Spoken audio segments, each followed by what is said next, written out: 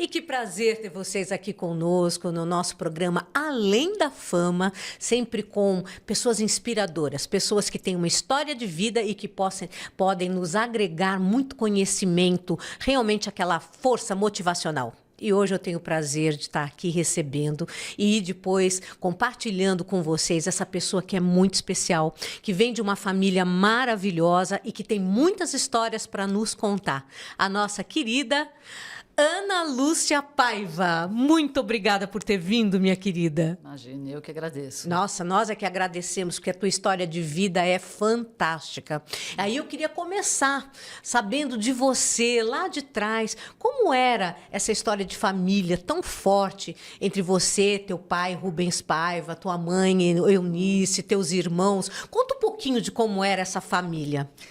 Olha, meu pai era uma pessoa muito alegre, né? Sim. Como vocês puderam ver no filme, é incrível. Aliás, o Selton Mello, não sei como ele conseguiu fazer um meu pai tão idêntico, porque não existe imagem do meu pai, não existe filme do meu pai. Existem. Então, como ele é, a Fernanda ainda pôde ver, né? Sim. Várias entrevistas da minha mãe que foram feitas pela Marília Gabriela, pela Mila Leitão. Mas meu pai não tem imagem, né? Então, meu pai era uma pessoa muito alegre, tinha muitos amigos, então, assim, minha casa vivia cheia. E nós somos 5 irmãos, quase que da mesma idade, né? Porque a mais velha, a diferença entre a mais velha, a Veroca, e a Babil, são 7 anos. Nossa, 5 escadinha filhos em mesmo. 7 anos. Então, a gente era muito próximo, né? Sim. Então, crescemos juntos. E eu tenho uma família muito grande. A minha família Paiva, nós somos 25 primos. Puxa! E na outra família Fatiola, somos 16. Então, assim, é muita prima aliada, né? Sim. E que se encontrava nas férias. Meu avô tinha uma fazenda onde a gente se reunia nas férias escolares e os primos todos, ficávamos juntos. Então, assim, éramos muito felizes, digamos assim, entre a família. Minha família, meu pai e minha mãe, onde minha casa sempre foi muito alegre, portas abertas, né?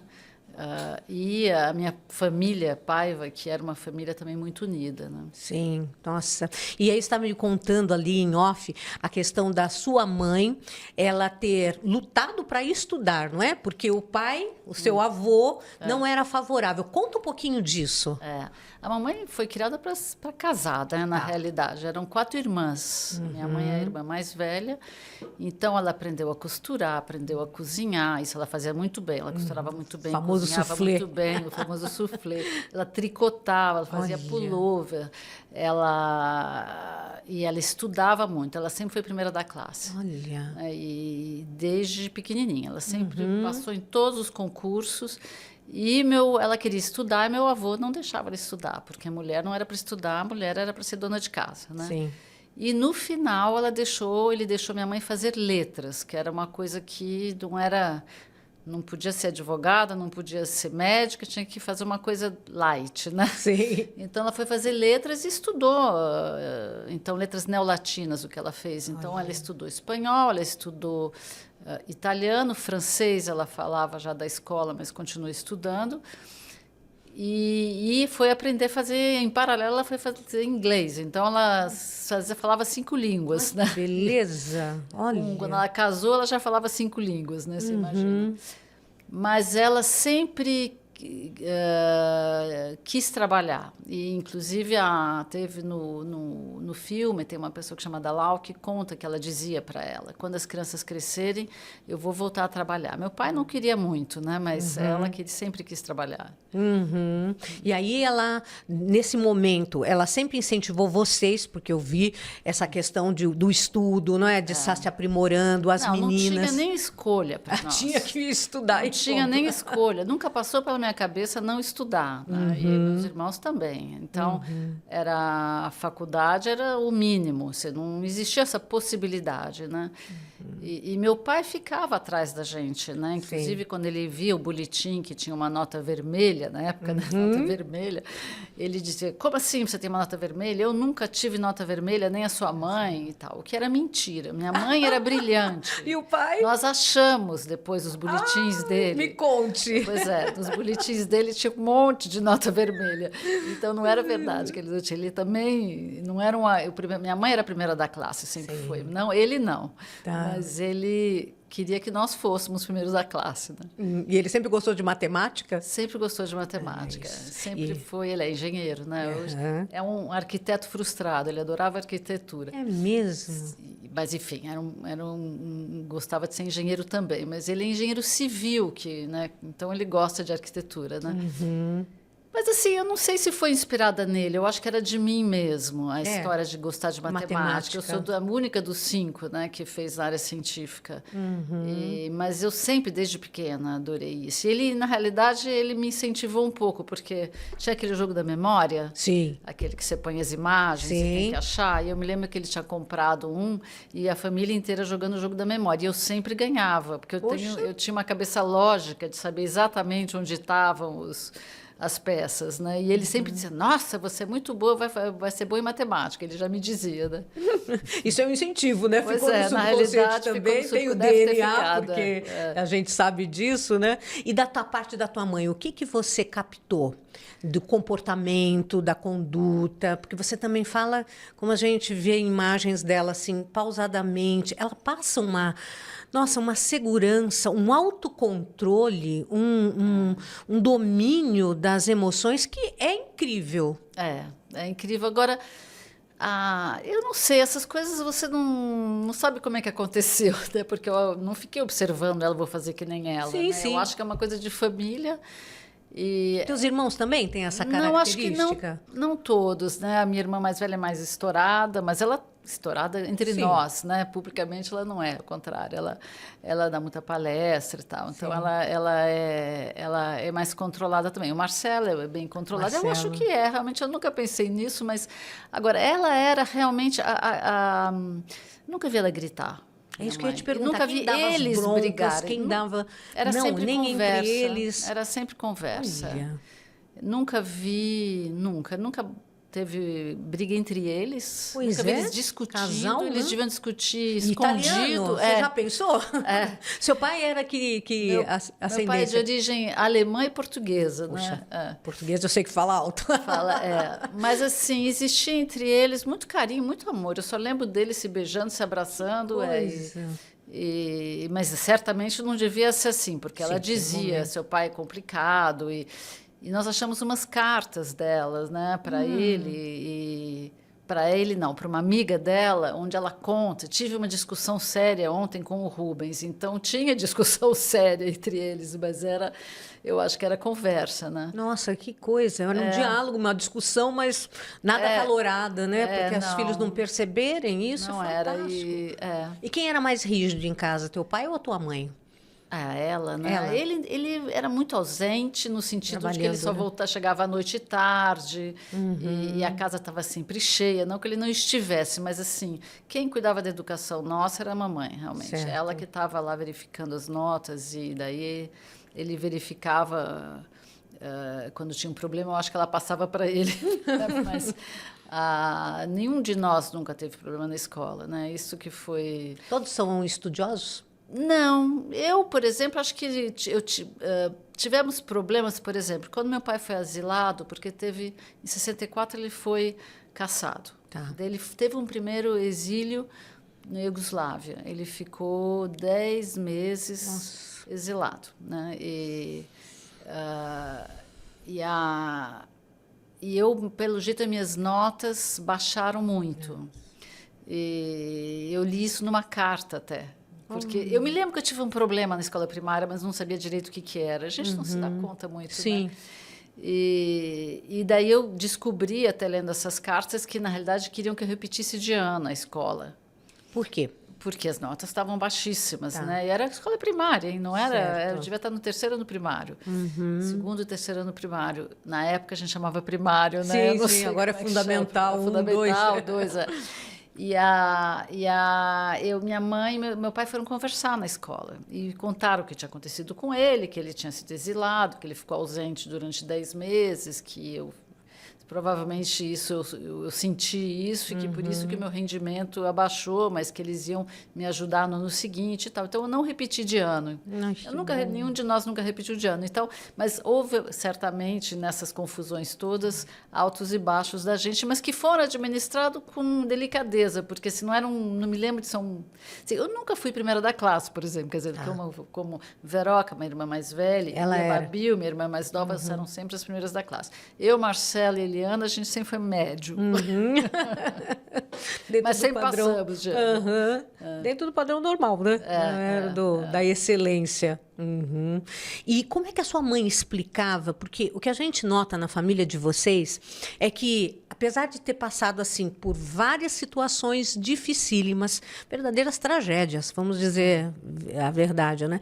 Vocês têm uma alegria, vocês passam uma segurança, uma calma na hora de falar.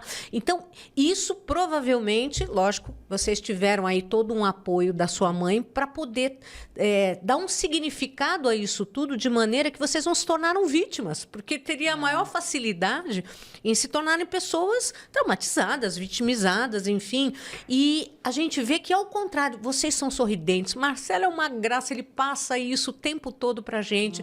As outras pessoas a gente não conhece, mas a gente vê nas fotos, tá sempre alegria. E aquela cena, que pra mim, assim, nossa, fantástica. 2 cenas ali me marcaram demais. O filme é maravilhoso. Se vocês não assistiram, assistam, porque realmente é fantástico. A cena que a sua mãe, da fotografia, que o repórter, o fotógrafo, queria que fosse todo mundo mais sério para mostrar o sofrimento. E ela disse, por quê? Todo mundo alegre, né? Então, aquilo ali, para mim, ela era assim mesmo, ela passava essa... Mamãe não falava muito, né, na história. A gente diz, ela sempre foi muito discreta, porque ela nem sabia muito direito o que falar. Entendi. Como é que ela ia falar para a gente se seu pai morreu, se ela nem sabia se morreu mesmo? Mesmo se falaram para ele, numa hora, ele morreu, cadê o corpo? Ela sempre ficou com aquela dúvida, né? E nós tivemos um problema que não foi um problema porque a gente demorou para entender. Durante 2 anos, a gente recebia mensagens, pessoas que vinham em casa dizendo, olha, eu vi ele. Ai, meu Deus. Eu vi ele numa prisão no Amazonas. Eu vi ele na Fernão de Noronha, na prisão de Fernão de Noronha, na Ilha Grande. Nossa. Eu vi, eu não posso. Ele me mandou essa mensagem para vocês não se preocuparem que ele vai voltar. Imaginou? Meu Deus. Essas informações a gente acha que foi mandada pelos militares mesmo, porque não é possível que alguém fizesse isso. Sim. Porque minha mãe continuou a procurar ele, né? Continuou a investigar, tentar saber onde ele estava, para ela parar Sim, entendi. Entendeu? Uma coisa incrível isso, né? Mas então, essa história durou. Eu demorei muito tempo para aceitar e acreditar que ele estivesse morto. Eu demorei 7 anos. Outro dia alguém perguntou para mim, eu falei assim, eu demorei muito tempo para aceitar. Eu sempre achei que não, ele está em algum lugar e ele vai voltar. Então, é difícil ela conversar com a gente e dizer ele está morto. Sim. Né? Como é que é? Ela não tem o corpo, ela não tem a prova. Então, ela não falava. Nunca ela falou para a gente, ele morreu. Nunca. Nós que fomos concluindo, né, essa história. E agora, a segurança e a calma, porque ela era assim, né? Ela era assim. E é no comportamento dela, quer dizer, assim, a casa sempre estava impecável, sempre tivemos almoço e jantar tudo direitinho, na hora bonitinho, as escolas... sempre estudamos em boas escolas. Ela conseguia se virar com meus avós, que deram dinheiro para ela poder pagar as escolas, mas a gente não sabia, a gente achava que era ela. Né? Ela tentava manter, não, eu posso pagar a escola, eu posso manter essa vida. E no começo foi assim, depois quando ela começou a trabalhar como advogada, ela fez a faculdade de advocacia logo depois, ela ganhou dinheiro, quer dizer, ela começou a ter renda própria e poder pagar as coisas para a gente, né? Mas durante alguns anos, meus avós ajudaram, né? Mas a gente não sabia, a gente achava que estava tudo bem. Então, estava tudo bem, a vida continua, né? E nunca vimos ela chorar. Nossa, me conte. Não, ela não tinha aquele momento em que ela... Não. Você sabe que cada um de nós é um, né? Sim. A minha irmã menor disse que via ela chorar. Eu nunca vi. Mas é que a minha irmã menor ficou mais tempo em casa. E ela era menorzinha, então ela ficava mais em casa. Eu tinha 14 anos e já tinha um monte de amiguinho. Aliás, tinha o Walter Salles, que era meu amiguinho de festinha, etc. Né? Então, eu saía muito de casa. Já ia estudar na casa de amiga. Fim de semana, eu ia para cinema, praia, com amiguinha e tal. Então, não estava muito em casa. Essa minha amiga, minha irmã menor, já tinha 9 anos, então ela estava em casa, né? Entendi. Ela deve ter visto mais. Então, cada uma tem um pouco uma história para contar, né? A minha é essa, eu não vi minha mãe chorar. Nunca vi ela se reclamar de ter uma vida dura ou de estar sozinha, ou nunca, nunca, nunca. Que fantástico. Agora, quando você fala que não chorou, que pelo menos na frente de vocês, e no episódio do teu irmão, quando ele tem aquele acidente grave, como é que ela reagiu? Espere, nós vamos agora para um break e nós voltamos já já. Vocês vão ver que situação e que força. Até já.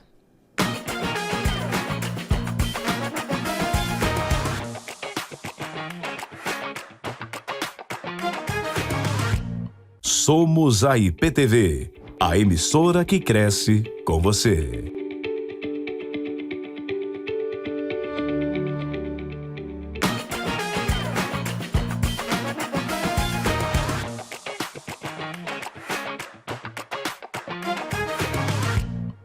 E voltamos no nosso Além da Fama com esta personagem fantástica, que é a nossa querida Ana Lúcia Paiva, que está nos contando a história da vida, sobre essa família tão especial e como nós podemos nos inspirar. E no bloco anterior eu perguntei como a mãe dela reagiu quando, depois de perder o marido, da forma como perdeu, com toda essa situação, teve o grave acidente do filho. Como é que foi isso? Como é que ela recebeu?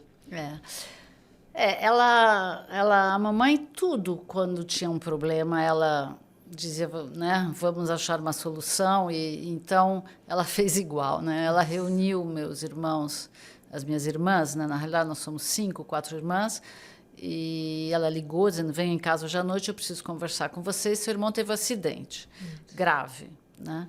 Daí nós fomos para casa, eu e Veroca e Eliana já tínhamos saído de casa e a Babi ainda estava em casa, morando em casa, né? Os dois ainda estavam... O Marcelo já estava na faculdade também. Aliás, foi com os colegas de faculdade que aconteceu o acidente, né? Marcelo deu um mergulho, né, no lago, ele não viu que tinha uma pedra embaixo, ele mergulhou que nem o tio Patinhas, ele colocando a mão assim, então o negócio foi aqui, né?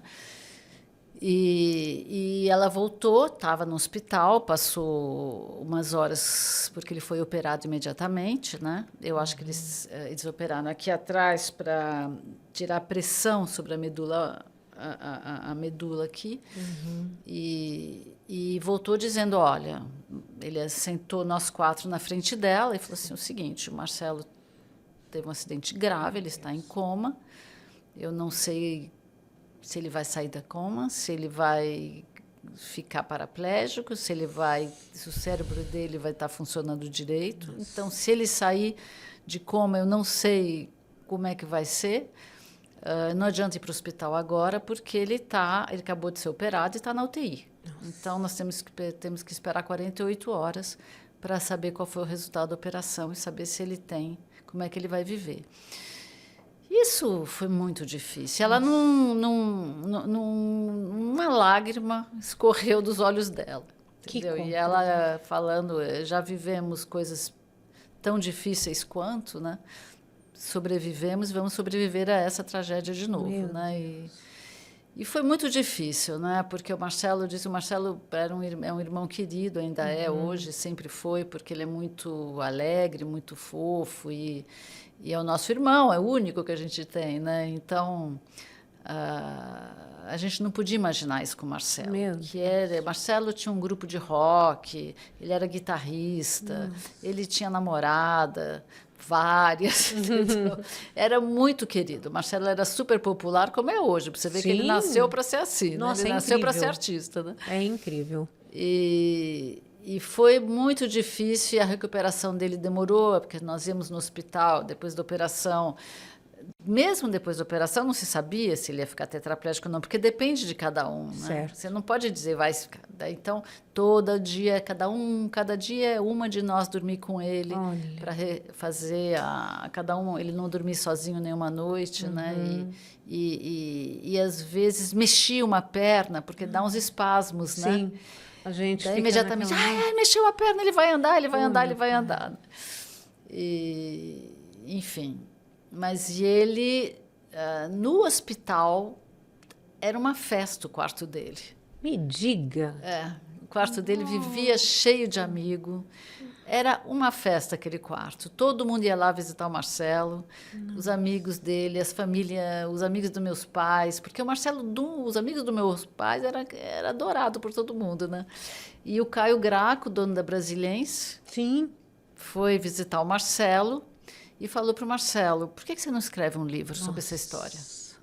E o Marcelo escreveu Feliz Ano Velho. Nossa, que foi um sucesso. Assisti a peça, assisti tudo. Meu Deus do céu. Foi o Caio Graco que falou para ele, escreve um livro. E ele escreveu, mandou o manuscrito para o Caio Graco, e o Caio Graco, na hora, falou, eu vou editar esse livro. E foi o Feliz Ano Velho. Né? Quer dizer, mesmo depois do acidente... Não é demais? É isso que eu falo. Que energia de conseguir superar. Né? Jovem. Ele está com quantos anos? Ele era 20 menino. anos, 20 anos, na flor da idade, de repente se vê tetraplégico, né? E quando caiu a ficha dele mesmo, que ele não ia caminhar mais, que ele tinha uma limitação. Eu acho que foi caindo aos poucos, viu? Porque ele sempre também tinha essa ficava, né, na esperança. esperança. Mas ele nunca... Eu vi também o Marcelo chorar. Sério? Nunca vi Nunca ele se dizer. lamentou, falando, meu Deus, que injustiça. Nunca vi o Marcelo fazer isso. Meu Deus. Igual minha mãe. Não, é incrível. A única coisa que ele fala é quando ele vê uma pessoa deprimida, ele diz, puxa vida, tem braço, tem perna. Nossa, me arrepia. Como é que essa pessoa vai deprimir? Eu queria tanto ter as pernas e o braço deles. Né? Oh, meu Deus. Mas é a única coisa que ele faz, que ele fica Sim. revoltado com as pessoas. Mas agora essas coisas também é uma deficiência, Sim, né? sim, Então sim. tem que aceitar. Né? Não, mas é interessante, gente. Eu fico encantada de ver o poder de resiliência de vocês. Do teu irmão, então, nem se fala, né? Da tua mãe dentro dessa situação, de tudo isso que vocês vivenciaram e que vocês acabam passando isso para os seus descendentes também. Porque imagino, você tem filhos, Tem né? 3 filhos. 3 filhos. Eles também têm essa garra de viver, essa energia, alegria que vocês têm? Acho que tem. Agora, eu acho, eu sou a mãe, né? Não, a gente nota, às vezes, quando o filho é mais retraído, tem mais não. essa questão de ficar mais triste, mais... Tem. Agora, assim, eu acho que é uma outra geração também, né? Meus filhos são franceses, no final das contas. É verdade. Né? Porque... Gente, olha a história também. Me conta como você conheceu o teu marido. Essa também é sensacional. Meu marido eu conheci na França, né? Quando eu estive lá, eu fui estudar... Eu fiz faculdade aqui no Brasil, depois quis fazer mais uma faculdade lá, que eu fiz uma faculdade de informática lá. E conheci meu marido e meu futuro marido, né? Sim. Meu futuro marido, só que eu tinha acabado a faculdade, então eu ia voltar para o Brasil. Ele veio atrás de mim, né? Veio atrás de mim e casamos aqui no Brasil. E ele amava o Brasil, aliás, ama até hoje. E tivemos 2 filhos, daí teve aquele presidente Collor, que fez aqueles planos Collor enlouquecedores para um francês. Nossa. Imagina o francês, né? Nossa, nunca vai entender como é que faz. Ele um falou, negócio vamos desse. embora daqui, esse país é louco. Foi assim mesmo que aconteceu. Nossa, com tudo confiscado. Aí você tem uma história do vestido de noiva que eu achei também fantástica. Olha o poder, a capacidade de dar significado às coisas. Me conta sobre o teu vestido de noiva. Você tinha quantos aninhos ali? Eu tinha super novinha. 29, não, eu tinha 29 anos, Uhum. E aí, como foi? Eu fui... o casamento ia ser à noite, né? Sim. E eu já fazia alguns dias que eu tinha ido experimentar o vestido na semana anterior. E Olha isso, gente. estava alinhavado ainda. Daí eu falei, como assim? Mas é a semana que vem. E a costureira falou, não, pode deixar. Isso, eu sou rápida, o mais importante é ver que está tudo certo e tal. Eu te entrego daqui a 2 dias. Falei, tá bom, puxa, né, tá alinhavado, já vai me entregar o vestido. E não entregou. Daí ela me ligou e falou, olha, pode ser amanhã? Falei, claro, e assim foi. Amanhã só falta um negocinho. Falei, tá bom, pode. Daí de manhã eu saí para ir cabeleireiro, maquiagem, aquelas coisas do casamento à tarde, né? Que eu fui no começo da tarde e liguei para a mamãe e falei, mamãe, é o seguinte, o vestido vai chegar aí, já está pronto, ela vai te entregar, mas eu estou aqui no cabeleireiro. Daí, quando eu chego em casa, eu falei, mamãe, cadê o vestido? Pois é, eu não quis te falar, mas o vestido não chegou. Eu estou ligando para ela há horas, ela não responde ao telefone. E o casamento era às 8 da noite. Meu né? pai. Daí eu falei, mas isso já eram 6h30, digamos assim. Falei, como é que eu vou fazer? Já separei um vestido para você lindo. É um vestido meu, eu tive o mesmo corpo que ela, né? Nossa. Então ela disse: você vai com o meu vestido e levanta a cabeça, dignidade, minha filha.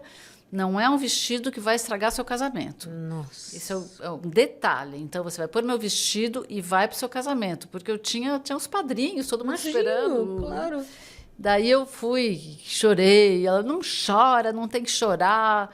O seu casamento vai ser lindo, não se preocupe, não sei o quê, não sei o quê. E eu fui, ela falou, eu vou ficar mais um pouco para ver se chega. Porque a última vez que eu tive com ela me disse que ia trazer. Então, eu fui. E cheguei lá no casamento, com o vestido dela todo infeliz, e o juiz viu que eu estava infeliz, falou, a senhora quer que eu espere mais um pouco? Né? Oh, meu Deus. Eu volto daqui a 2 horas, às 10 da noite. Eu falei, eu quero. Daí ele foi embora.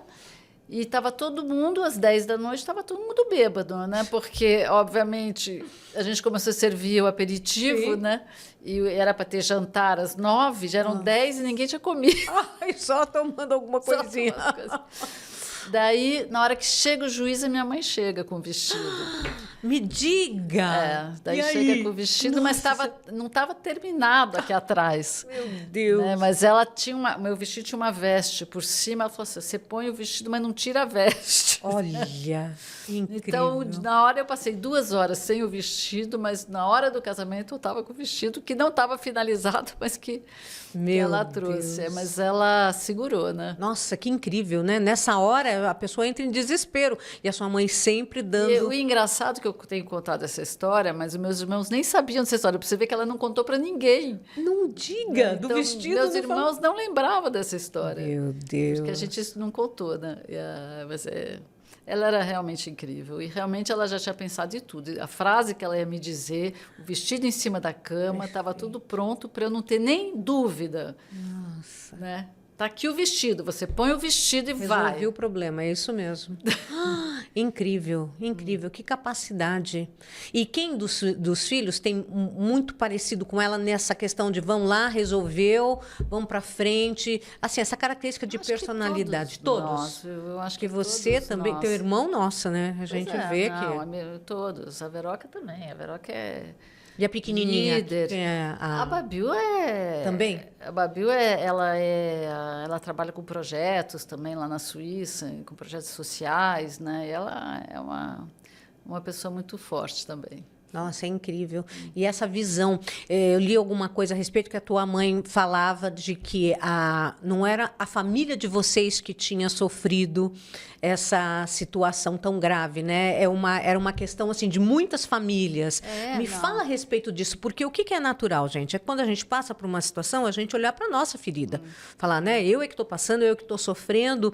E uma das formas que eu li que a sua mãe trabalhava com vocês para justificar e tentar dar força é que muitas outras pessoas estavam passando pela mesma situação e que a gente tem que ir em frente. Me fala a respeito disso. O que você lembra desses argumentos da sua mãe que era para motivar vocês a irem adiante? Quer dizer, meu pai, como ele era deputado, ficou um personagem, um herói, digamos assim, e que ele era conhecido, ele virou meio símbolo dessa ditadura, né? Mas tiveram centenas, né, de pessoas que desaparecidas, de famílias que desapareceram. E no filme, tem a professora. Aquilo é real mesmo, aquela situação dela? Não só é real, como a filha... Essa professora era minha professora de história. E a filha dela era minha melhor amiga na minha classe. Nossa! E ela... Na minha casa não entraram quebrando tudo e maltratando a gente, mas na casa dela, porque era a filha da professora, e que eles então não eram tão ricos como a gente... Sim. entraram e rasgaram tudo, destruíram a casa dela, porque a mãe dela foi presa junto com meu pai, e quando a mãe estava presa também entraram lá. E não levaram ela, mas levaram o pai dela, e era da filha quase que única, ela ficou sozinha em casa. Então, assim, a mesma história, a mesma prisão, mas o fato de não ser o jeito que foi tratado. Tá, assim, e eu encontrei essa Lilice, que é amiga minha, não faz muito tempo que me contou toda essa história do que eles sofreram. E você imagina o que não fizeram com os outros, né? Nós tivemos sorte, digamos assim, porque eles foram, como vocês viram no filme, e aquilo também razoáveis com a gente. Então, aquilo verdade. foi verdade. Eles trataram daquela forma, né? Civilizada, entre aspas. Né? No Eles estavam dentro de casa. Mas não com aquela agressividade, não bagunçaram tudo, mexeram em tudo, jogaram tudo no chão, nada? Não. Levaram muitos livros, pegaram muitos livros, mas assim, não bagunça. Eles iam lá e iam pegando discos, né? Os discos comunistas do Caetano Veloso e do... A gente vê no filme. Mas eles não foi agressivo, eu não fiquei com medo. Muito pelo contrário, né? Eles eram simpáticos, né? Aquilo de jogar mesmo, como é que chama aquele pembolim lá? Era fato? Não era pebolim, mas era botão. Ah, sei, aquele joguinho. De botão que na época se jogava. Hoje em dia acho que as crianças nem sabem o que é aquilo, né? Mas eles jogavam botão com o Marcelo. Marcelo sempre jogou muito futebol, né? Brincou e jogou.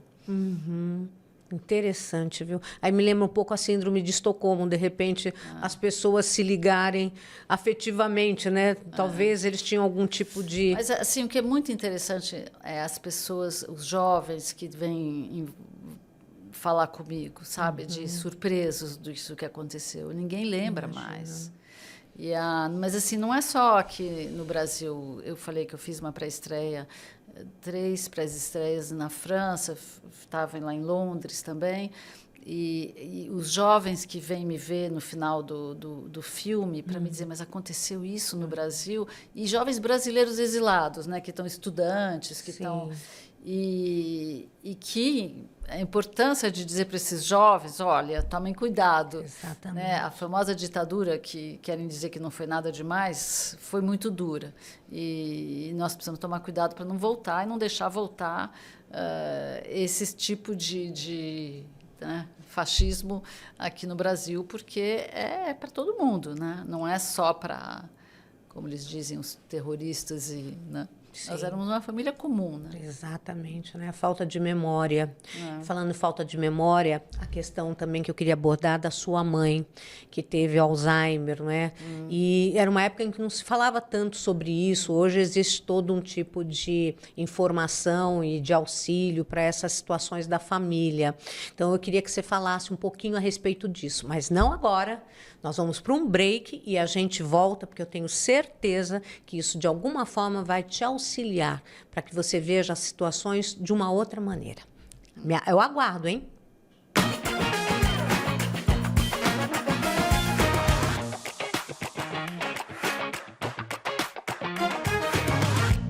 Acompanhar a programação da IPTV ficou ainda mais fácil. De qualquer parte do mundo, você pode assistir tudo ao vivo por meio do aplicativo IPTV Play, disponível para Android e iOS. Pelo site www.iptv.com.br. E se quiser rever nossos conteúdos, basta seguir a página da IPTV no YouTube, clicar no sininho para ativar as notificações de vídeos novos e ficar por dentro de tudo. Aproveite para assistir nossos programas também pelo YouTube. Venha ser integrante do nosso time. IPTV, a TV que cresce com você.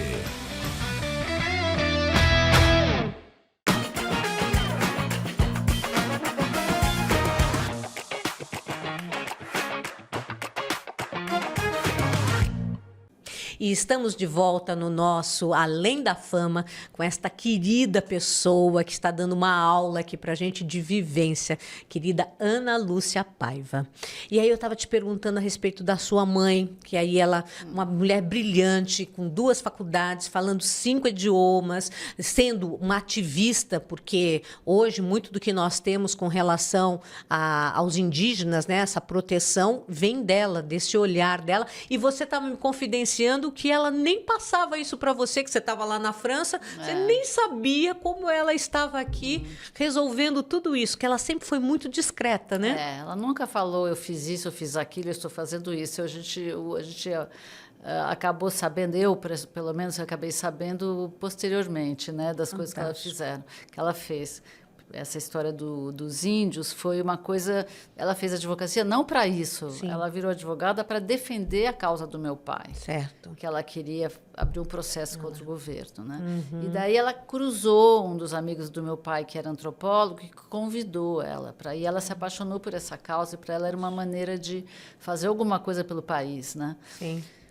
E a história do Alzheimer fui eu que descobri que ela estava doente. Morando longe, hein? Puxa, mas por quê? Quando ela falava ao telefone, você percebia? Não, os meus irmãos viam uma vez no almoço de domingo, aquela coisa. Minha irmã fazia um almoço e ela vinha almoçar. E ela conversava um pouco e ia embora para casa, entendeu? E eu, quando venho, eu ficava na casa dela. Tá. Né? Então, quando eu cheguei na casa dela, eu achei tudo muito estranho a última vez antes da gente descobrir, porque assim, a geladeira estava vazia, ela não estava impecável como ela sempre esteve, ela estava descabelada, a cama dela não estava feita. Eu chegava normalmente às 7 horas da manhã, mas já estava tudo pronto, meu café da manhã pronto, a cama feita, ela impecável, era sempre assim.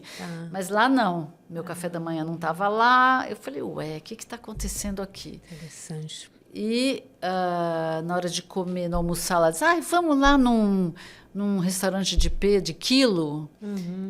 Mamãe nunca gostou de restaurante, ela sempre preparou comida, ela detesta restaurante. O que está acontecendo aqui, né? E foi assim. E até que chegou uma cena que aparece no filme, que no filme não sou eu, mas que na vida real sou eu, que eu queria comprar eu ia comprar um apartamento lá na França. E eu tinha um dinheiro meu que era... estava com ela, mas ela investiu nesse apartamento que ela estava morando. Tá. Eu falei, mas você tem um jeito de me ajudar no apartamento que eu vou comprar? Ela falou, eu tenho uns dólares. Daí ela foi lá, pegou uns dólares, no filme contando, tem essa cena, e ela vai contando, e quando ela passa meia hora depois, ela voltava para o começo. Daí eu falei, que coisa estranha, que ela não consegue contar os dólares. Daí eu liguei para os meus irmãos e falei, olha, alguma coisa estranha, a mamãe não pode ter, não sei o que... Eu nem sabia o que era Alzheimer, sim, mas é verdade. Falava, Eu falei, a mamãe não está comendo, ela não tem nada na geladeira, a casa dela está desorganizada, dinheiro ela não consegue contar, ela não sabe mais contar dinheiro, e daí que eles foram levar no médico e viram que ela estava com Alzheimer. Mas o mais engraçado que, quando o médico falou para ela, ela ficou assustada, né? E falou, como assim Alzheimer? Mas não existe na minha família Alzheimer, não é uma doença da família Alzheimer. E voltou para casa dela, falou para mim, ela disse... Não é possível. Ninguém tem Alzheimer na minha família. Não é isso. E daí a gente via que ela já também tinha criado um monte de mecanismos. Ela tinha post-it e tudo quanto é lugar para lembrar as coisas. Sabe? Ela foi ela mesma se cuidando para poder viver. Mas assim, e não contou para ninguém, meus irmãos não perceberam. Meu Deus. Né? Porque assim, você conversava com ela... Normal. Parecia normal, né?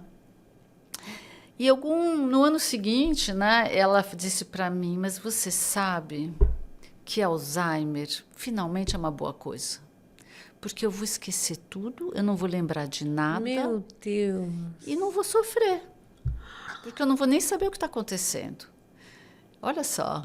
Olha que sabedoria. Ela conseguiu transformar o que seria um terror, um choque, né? Uma doença seríssima, em alguma coisa que fosse positiva. Ela disse, eu não queria ter câncer, morrer de câncer, que ia ter que fazer quimioterapia, que ia ter que... Mas Alzheimer eu vou apagar. E de falar de apagar aquela cena no filme que eu falei, que foram 2 cenas que me marcaram assim profundamente. A cena em que ela está assistindo pela televisão e a Fernanda, ela mostra aquele... Ela não fala, mas ela mostra que ela reconheceu, que ela ficou feliz, depois ela volta para o mundinho dela. Como foi, de fato, essa assim situação? Mesmo. Foi? Foi assim mesmo. E ela fala alguma coisa? Ela fala, olha lá, olha lá, olha lá. Daí que a gente viu, o Walter não pôs isso, né? Tá. Mas se você olhar a boquinha dela, fala, olha lá. E depois, na hora que ela vê, ela diz assim, tadinho, Oh, tadinho. ela reconhece o marido. E por isso que o nome chama Ainda Estou Aqui, porque várias vezes, ela às vezes... numa discussão onde ela estava aquele jeito dela desligada, e nós temos uma discussão política, sei que lá em casa tem muita discussão política. Né? Sim. Ela levantava a cabeça e ela falava uma frase que tinha tudo a ver com a discussão da gente. Meu Deus. Ela apagava de novo. Por isso que o chama Ainda Estou Aqui. Porque parecia que conectava um cabinho ali dentro e depois desconectava de novo, sabe assim? Era muito engraçado. Nossa. O próprio Walter, quando ela viu o Walter... Ela cumprimentou o Walter, porque o Walter era meu amigo de infância, que frequentou a minha casa. Ela era amiga do pai e da mãe dele. Então, saber quem é Walter Salles, ela sabia muito bem quem era Walter Salles. E o Walter me disse que ele chegou, ela estava assim... Oi, dona Eunice, como é que está? Aqui é o Walter Salles, tudo bem? E ela fez assim e apagou de novo. Aí eles começaram a conversar em volta dela, de repente ela levantou a cabeça, olhou para ele e falou... Que história, meu filho, não? Que história. Meu Deus. Não, é de arrepiar. É incrível, né? Que coisa incrível. E agora eu tenho aqui algumas imagens e eu queria que você complementasse com a tua história. Vamos ver. Olha aí. A história do filme, né? É. E ali é aquela cena da fotografia. Ó, Você está sendo... agora... Não, todo mundo acha que eu sou da esquerda, eu sou da direita, com aquela barriguinha ali, ó. Sério? Eu detesto essa foto. Não. Olha. Aí a Veroca está atrás da mamãe, né? E a única que está séria, né? Como você vê, que a Veroca é mais seriona. É. Essa foto era em casa, né? E realmente era um jornal americano que veio, né? Fazer uma foto de nós e realmente aconteceu isso. Ele queria que a gente fizesse cara brava e minha mãe disse para a gente sorrir, né? Não, fantástico. E a história de vida mesmo, né? Vamos na outra. E você vê como ela tá magrinha, né?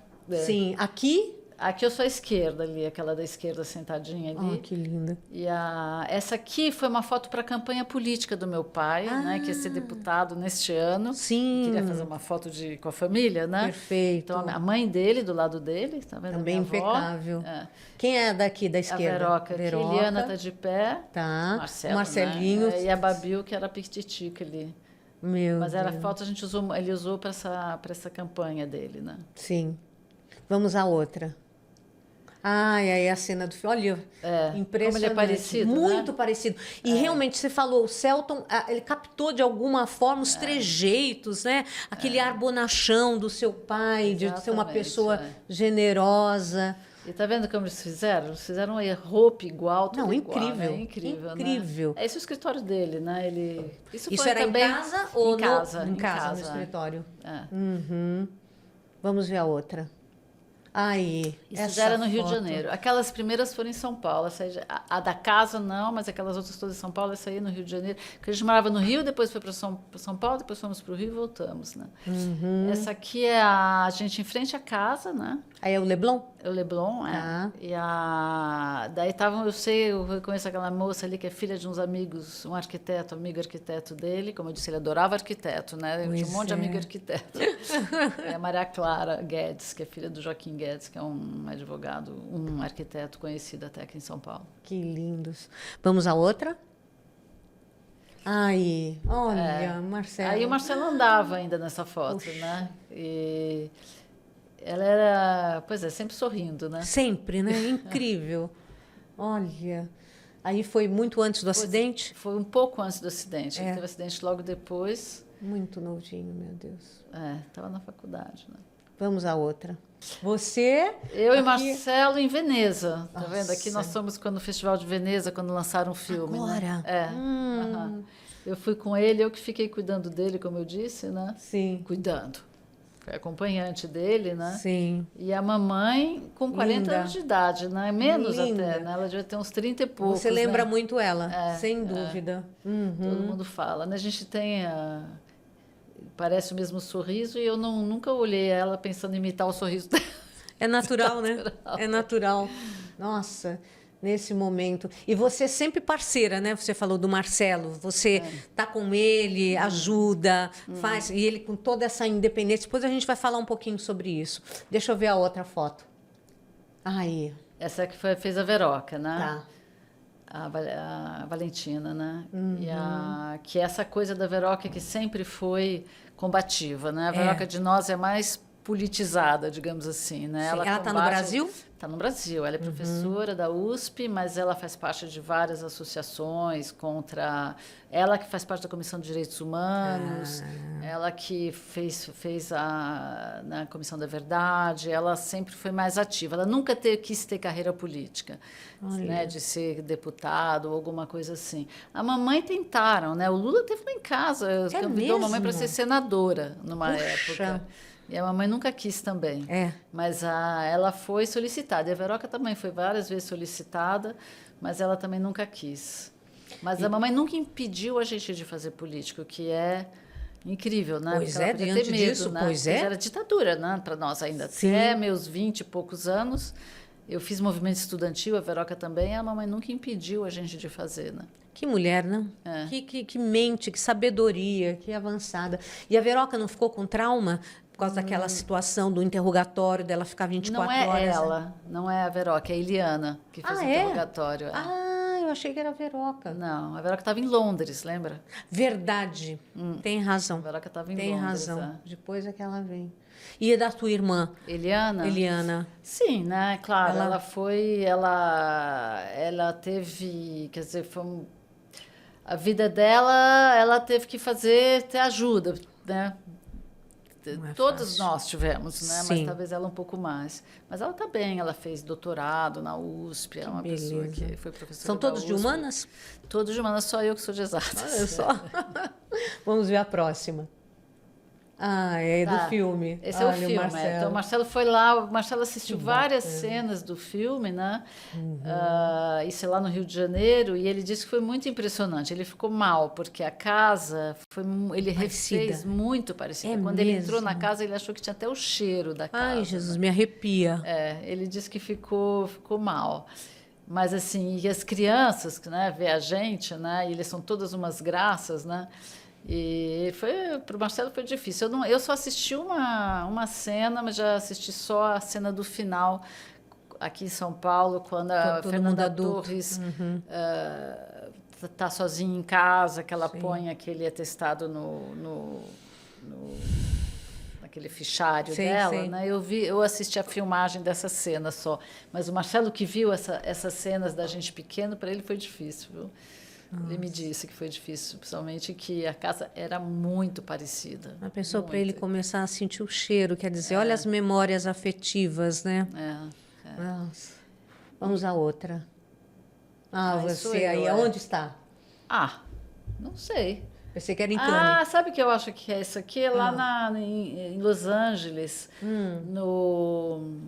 no jantar da Globoplay. Porque eu estou vendo a pessoa aqui do meu lado. Fizeram um jantar lá na Globoplay em Los Angeles, no dia anterior ao Oscar. Nossa. Tinha umas 40 pessoas, tinha toda a produção do filme, né? Sim. E até eu fui, uma colega sua me entrevistou sem eu perceber. É mesmo? Nem lembro o nome da jornalista do Fantástico. Ela me começou a conversar comigo, daqui a pouco falou, posso te filmar? Eu falei, pode. Ela começou a me filmar, daí me contaram no dia seguinte que eu saí do Fantástico, eu nem sabia que ela era uma... Olha, que interessante. Ela fez de um jeito que eu não percebi. Que delícia. Vamos à outra. Ai, aí, olha o Celton. Essa Você aqui já foi... Londres. Londres. Isso aí foi Londres, e olha o frio, né? Nossa. Isso foi muito legal, porque ainda não estava esse sucesso todo, né? Tá, foi em antes do outubro. Oscar, então? Antes de tudo, foi em outubro, né? Imagina. Em outubro. Não estava. Então a gente estava super à vontade, a Fernanda estava numa boa. Sim. E no final ela quase que teve que ter um guarda-costas, né? Sim. Porque ela não podia mais sair na rua, né? Mas aí não, né? E essa convivência, eu passei 3 dias em Londres com ele, só eu que fui para Londres, que eu moro perto, né? Sim, estava na França, né? Estava na França, o Walter falou, você não quer vir? Eu fui. E aí a gente teve 3 projeções onde eu ia no final, e no final as pessoas, os jornalistas queriam falar comigo e tal. E a Fernanda e o Celton tiraram. A gente ria muito, eles são muito engraçados. Ah, né? o Celton tem um jeito mesmo de ser. Bom, a Fernanda, como atriz, comédia, é impressionante. Não, era assim o tempo todo. Sempre o tempo todo, sorridente. rindo. Não, e ela faz piada o tempo Ai, que inteiro. Né? delícia. E ele o tempo. Os dois parece que tem um. Né? Vamos à outra. Ai, Essa, que emoção. Essa foi muito linda. Ele é filho de quem? O Chico da O Veroca. Chico, da Veroca. É meu sobrinho mais velho. É. Nossa. Foi Olha, muito Walter. lindo, muito Nossa. lindo. E assim, foi uma batalha do Walter e da Fernanda. Pois é. Incrível. O que eles trabalharam. Pois o que é, para eles mostrar para o fizeram. mundo, né? Porque tem que fazer todo esse papel de mostrar, porque senão ninguém vai atrás para ver. E o Walter me convida sim. O Marcelo não quis ir, porque o Marcelo estava. É muito difícil para o Marcelo. E é uma maratona lá, né? O Oscar começa ao meio-dia e terminou às 10 da noite, entendeu? Então, o Marcelo, para ficar sentado o tempo todo, para ele é difícil. Então, o Marcelo decidiu não ir e pronto. Daqui a pouco o Walter me manda essa mensagem, dizendo que a amiga dele sou eu, que foi, na realidade, graças a mim que o filme foi feito. Porque se ele não tivesse sido meu amigo...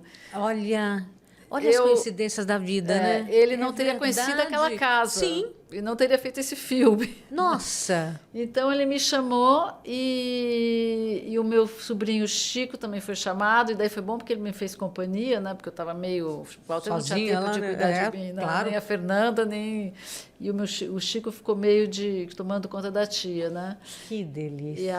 E foi uma honra para mim, porque realmente o Walter foi de um carinho comigo, uma elegância. Ele queria que todo lugar que ele tivesse, eu estivesse com ele. Junto. Então, assim, à noite ele queria que eu jantasse com ele. Meu Deus. Então, assim, ele queria que eu estivesse na plateia, porque não tinha todo mundo na plateia. A maioria do pessoal do filme estava lá em cima, né? Sim. Porque são caríssimos esses lugares na plateia, né? Nossa. Ele queria que eu estivesse na plateia, perto dele.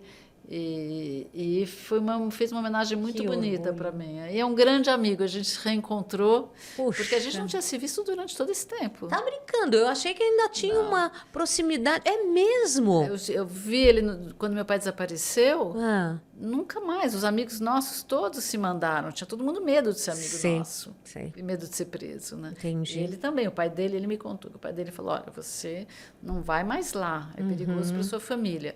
Aí, cada um leva a sua vida, não sei o quê. Eu fui embora para a França, nunca mais. E quando ele comprou os direitos do filme há 7 anos atrás, que ele me ligou e a gente se encontrou como se fosse ontem. Como se não tivessem nunca se afastado. Que Incrível. Impressionante. O que é a vida? Tá E ele, tudo. quando acabou o Los Angeles, eu fui embora, ele falou assim, olha aqui, você não vai desaparecer de novo, hein? A gente vai continuar junto. Eu falei, tá bom, vamos continuar junto. Nossa, é de arrepiar. Que coisa maravilhosa. Vamos à outra. Olha, oh meu Deus. Isso assim, Me pois é, daí fala. nós fomos para um restaurante, ele fechou um restaurante só para nós, Sim. para uma tribo fechada, hein? Só era a Fernanda, o irmão dele, Sim. a mulher, os filhos dele, do Walter, né? A Fernanda, o Andrucho, o Chico e eu. Acho que tinha um cara da Sony Pictures, Só? E Só. ele fechou. Porque ele não gosta de festa, muita festa, o Walter, né? E a Fernanda chegou com esse vestido, que não era o vestido do Oscar. Ai, é verdade. Daí Tem ela uma chegou com esse... Eu falei, Fernanda, cadê aquele vestido? Daí ela falou assim, minha filha, eu tive que devolver o vestido na porta. Olha aí, gente. Fofoca Olha, isso é um spoiler, aqui. viu? Fofoca. Ela disse que é assim, mas assim, não é que eles têm medo, porque é uma obra de arte aqueles vestidos. Verdade. Vai comer e cai alguma aquele coisa. molho. E tiraram. Não, essa foi sensacional. E ela disse que o vestido vai para uma gaveta lá na Chanel, porque é o vestido Chanel, Sim, né? e fica escrito Fernanda Torres. Gente! É dela o vestido, isso é. Vai ser uma coisa histórica, dizendo que foi o vestido que a ela Fernanda usou e Torres recebeu no o Oscar. Gente, olha essas fofocas, gente do céu. Vamos a outra. Ai, gente do céu. E essa? Essa aí eu queria mexer, eu queria pôr a mão no Oscar. Nós estamos na plateia ainda, né? Nossa. E eu falei, deixa eu pôr a mão no Oscar. Não tem nem a plaquinha ainda, porque ele tem uma plaquinha que eles põem depois, né? Sim. Aquela de anterior, a foto anterior, tem Já a plaquinha tava. já. Aqui não tem a plaquinha onde. Aí que o Walter estava com ele na mão, eu falei, Walter, Por favor. por favor. E vocês não podem imaginar, porque quando a gente estava saindo daí, o Walter disse, Lu, você vai jantar comigo, né? Fica perto de mim. Quem estava? Eu, o Walter, a mulher dele e os 2 filhos, ele falou, o táxi está esperando a gente, mas eu mandei o táxi longe, porque tem muito trânsito na porta do Oscar. E a gente, eu com o meu sapato doendo, o pé doendo, a mulher do Walter também, o sapato dela doendo, a gente anda. Eu, o Walter, a mulher, ele com o Oscar na mão, e a gente andando Gente, descalço na rua, em Los Angeles, né? Não acredito. Chovendo, e a gente ali, ó, com o pé no chão, porque ninguém aguentava mais o sapato. E ele com o Oscar 10 na mão. horas. De Oscar. Eu olhando aquela cena assim, gente, olha a cena que eu estou vivendo aqui. fantástico. Não, isso é para a eternidade, não tenha dúvida. E para terminar, queria que você deixasse aqui uma mensagem por tudo isso que você viveu. O que você pode dizer para todos esses que estão nos acompanhando hoje? Olha, dizer que coisas duras acontecem para todo mundo, né? Mas, assim, no nosso caso, o meu pai foi um homem que sempre resistiu, minha mãe também resistiu, sempre lutou pela democracia. Isso, para nós, é um valor que, para nossa vida, meu e dos meus irmãos, ficou. E que a democracia... minha mãe lutou até o fim, nós continuamos lutando, eu e meus irmãos, cada um de uma maneira, né? Cada um de uma maneira. E essa lição de vida é para todo mundo, né? Que não pode baixar o braço, tem que resistir, temos todos que resistir, porque se a gente não lutar e não tentar consertar esse mundo, né? Não é para deixar para o outro fazer, Perfeito. cada um. O meu jeito, eu digo assim, é o voto. Eu não sou política, nunca fui, mas eu nunca deixei de votar. E eu acho que, quer dizer, na França não tem voto direto, não tem voto obrigatório, por isso que eu estou falando isso, né? Então tem gente que não vota, né? Sim. E quando a gente vota, nunca vai ter aquele candidato que a gente sempre quis e sonhou. Mas a gente tem que votar contra, nesse caso, a pessoas malignas, né, que podem fazer mal. E isso é importante dizer, que o voto é muito importante, é o mínimo que a gente deve fazer hoje, sem contar outras, participar de associações, Claro. participar de movimentos democráticos, eu acho que é muito importante. Mas cada um faz o que pode, né? Claro, dentro do que pode, né? E é isso que a gente quer, deixar essa mensagem para vocês, que dentro do teu lar, você ofereça o teu melhor e sempre dando esperança e essa resiliência de dignidade, não fazer as coisas erradas e fazer aquilo que, de fato, é dentro dos nossos princípios e do nosso ser. Ana, eu quero te agradecer demais. Muito obrigada por você ter vindo. Tenho certeza que foi algo que abriu a mente de todos nós, principalmente por essa força, e espero que você tenha gostado. E deixa aqui os teus comentários, viu? Obrigada de coração, que você continue com essa luz e passando essa energia tão positiva para que a gente não esmoreça, para que a gente sempre tenha dignidade. Um beijo a todos!